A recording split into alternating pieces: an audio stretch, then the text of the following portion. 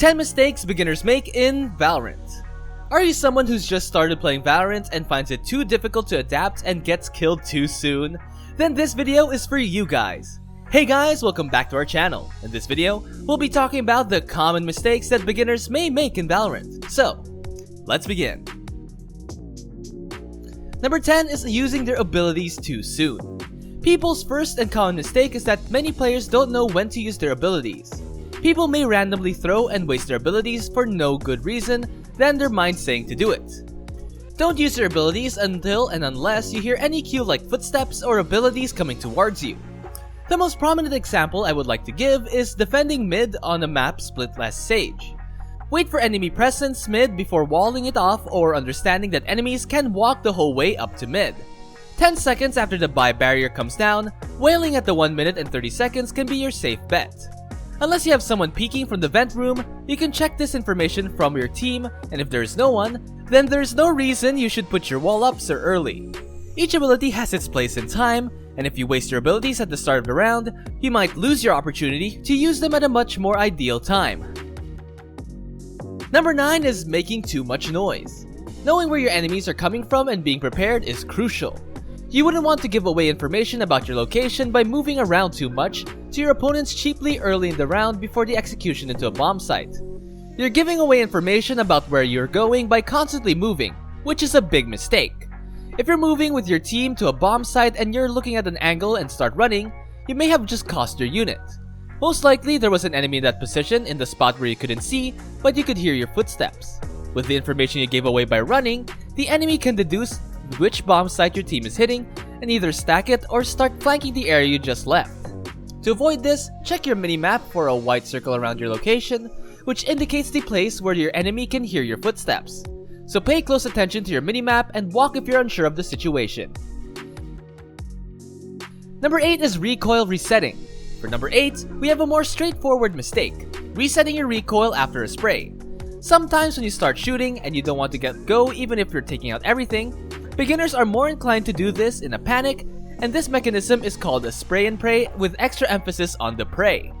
When you start spraying, it goes mad after 10 to 15 bullets. Take your time to reset it.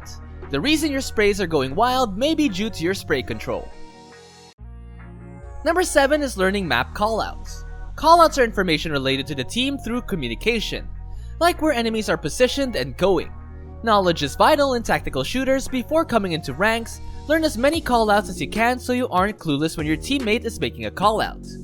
Make sure to pay attention to callouts in-game and be giving all callouts to your teammates to improve your chances of winning. A helpful way to learn callouts in Valorant is by observing when players communicate with each other. By far, this is the quickest way to familiarize yourself with the Valorant map and other callouts during the game.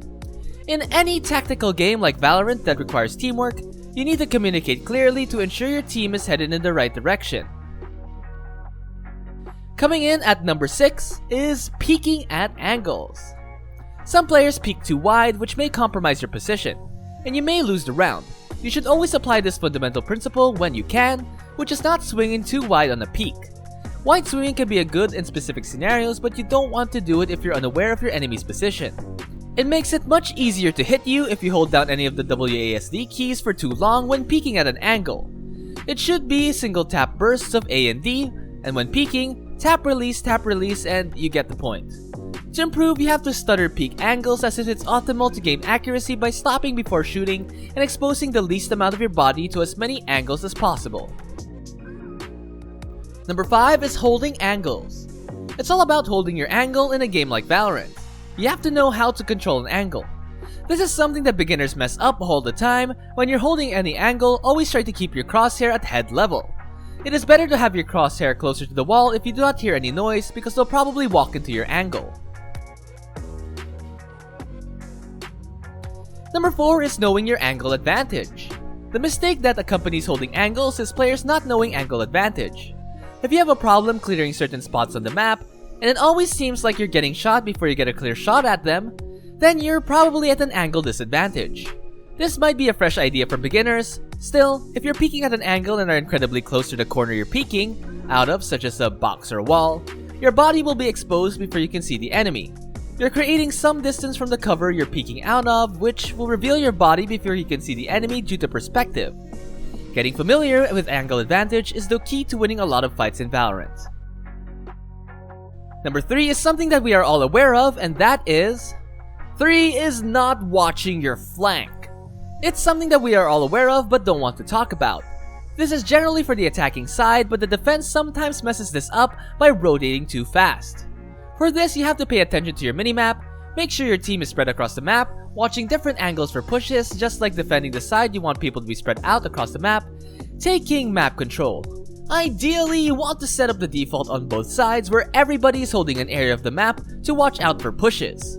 The problem is that more relevant on the attacking side when all the attackers group up together, which is okay sometimes but will lead to your team getting flanked. If you see parts of the map where your teammates are not watching, be sure to cover your teammates back while they are performing their mission. Number 2 is getting too greedy with the ultimate. The next game losing mistake is being too greedy with your ultimate or holding it for too long.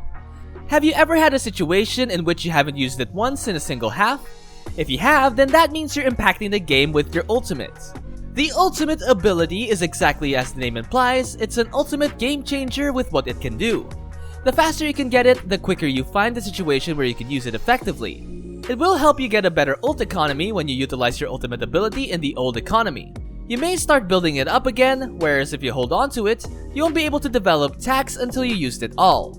You're essentially wasting your ult economy if you get killed while your ultimate is up. You can get 3 to 4 ultimates in half, and you best believe you're dominating the game. Remember to not randomly use your ultimate, but rather be more proactive and put yourself in a situation where you can utilize it more effectively when it is up.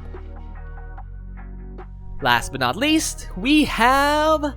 on the number 1 spot is team composition. Not knowing how to build a team composition is a big mistake.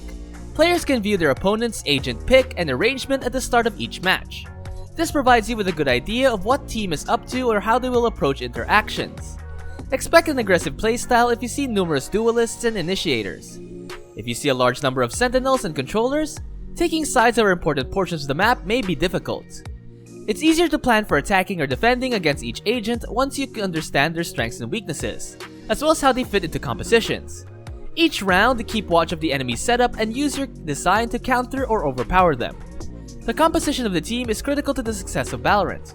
However, even the best compositions though can fail. To become an excellent player, work together with your squad, use your skills efficiently, and learn to counter enemy compositions. So, that's all gamers. These are some of the common mistakes we've noticed in the beginners in Valorant. Do share with us some mistakes you have made when you started playing Valorant in the comments down below. So, that is it for now folks. Keep gaming!